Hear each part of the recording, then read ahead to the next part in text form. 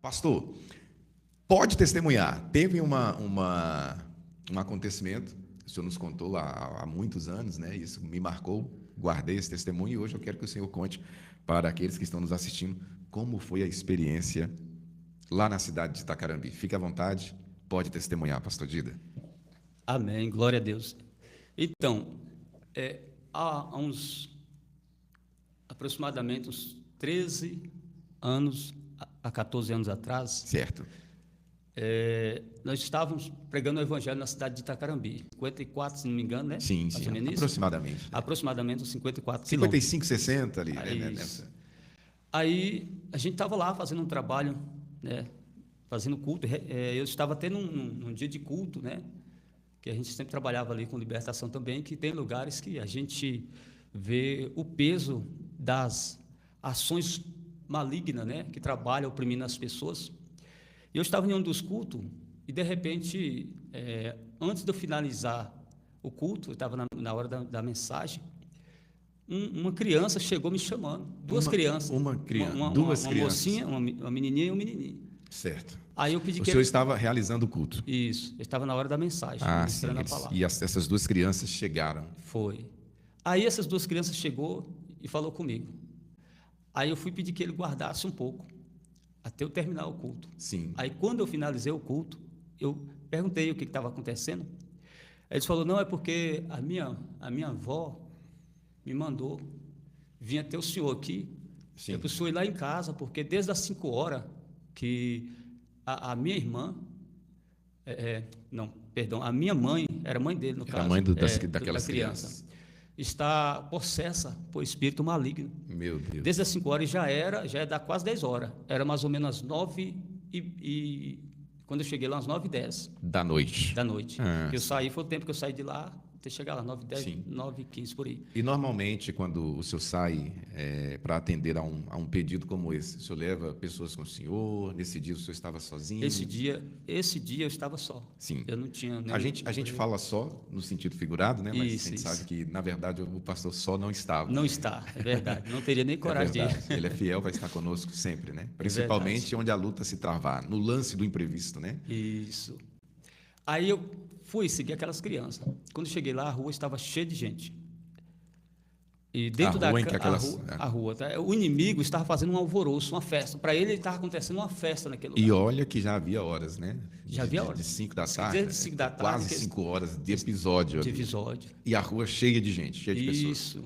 Segundo a informação que eu recebi, ela tinha acabado de chegar, a mulher tinha acabado de chegar do serviço, entrou dentro do quarto. Já eu entro nesse assunto. Aí eu fui. E aí eu falei, meu Deus, parecendo que está acontecendo uma festa aqui.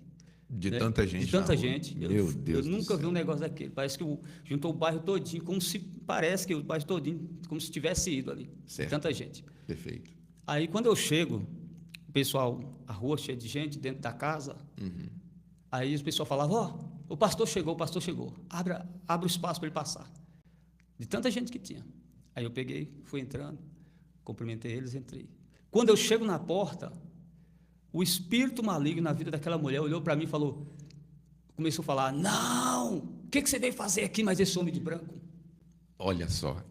O detalhe, a evidência de que um espírito maligno estava ali era clara. Sim. Mas um dos sinais, pastor, que normalmente testifica em quem vai ser usado para a libertação daquela pessoa é quando o próprio Espírito testifica quem chegou, né? É verdade. Seria isso um detalhe? Ao ouvir falar, o que você veio fazer aqui com esse homem de branco? Isso já te dá todo o respaldo para dizer, não estou só. E esse é um dos detalhes? Seria isso? É uma pergunta que eu faço porque eu ainda não tive diante de uma situação parecida. Uma vez, lá em Montes Claros, visitando uma igreja, eu estava dando auxílio a uma igreja missionária, Assembleia de Deus Missionária, do saudoso pastor José Teixeira, já falecido, né? E num belo dia de sexta-feira, eu não pude ir ao culto. E no sábado de manhã, ele me manda a mensagem. Você não pôde vir ontem? Ontem estávamos orando com o filho de uma irmã aqui e, de repente, o espírito maligno bradou aqui e tivemos que lutar, né, em nome de Jesus, para expulsá-lo. E você não esteve aqui, eu gostaria que você estivesse para que você pudesse ver, presenciar e nos ajudar aqui. Mas aí depois eu acabei entendendo que talvez não seja este o meu chamado. Se Deus me poupou de estar naquele culto, é porque Ele quer me levar em outras camadas, né? E aí eu te pergunto, esse é um dos sinais? Esse é um dos sinais, porque logo foi identificado. Sim. Né? Eu já tive casos de pessoas, abrir parênteses aqui, que esse caso não é o assunto, mas vou colocar um pouco essa na pauta para concluir. Certo. Onde eu cheguei num lugar onde me chamaram, que tinha obreiros de outra denominação, com todo respeito. Certo. Aí eles estavam todos cansados, suados, e não conseguiam expulsar o demônio de uma moça de 11 anos, que esmurrava a porta.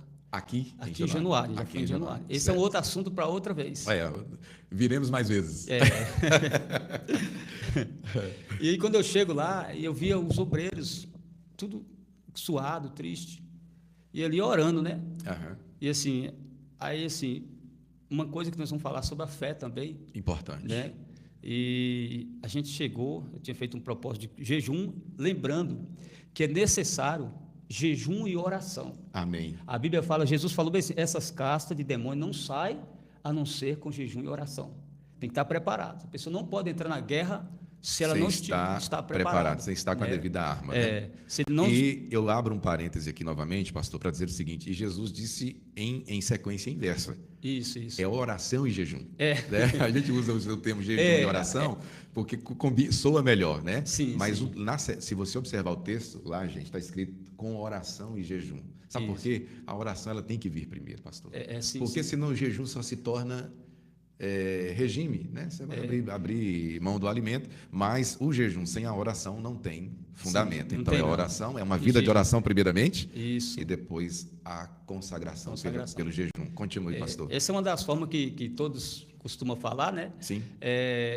A ampliação desse texto é como se fosse assim, que os dois precisam estar juntos. Estar juntos, exatamente. Mais louvor, né, também. Então, quando fala bem assim, quando o texto, tem texto que fala assim, com jejum e oração, e tem texto que fala com oração e jejum.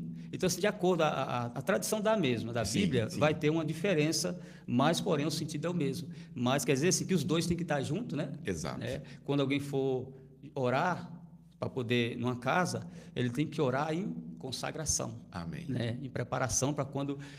para que não é que o jejum expulsa, mas é que o jejum vai fazer com que o meu corpo fica mais forte espiritualmente, o meu espírito seja mais forte. Amém. Né? Que o meu espírito fica mais forte e o meu corpo se enfraqueça diante das coisas do mundo. E tem fundamento, porque você estará lidando com um espírito. Isso. Né? E a carne não vai expulsar um espírito. Verdade. O combate é espírito e espírito, né? Isso. E na consagração e no jejum, você realça e fortalece o espírito.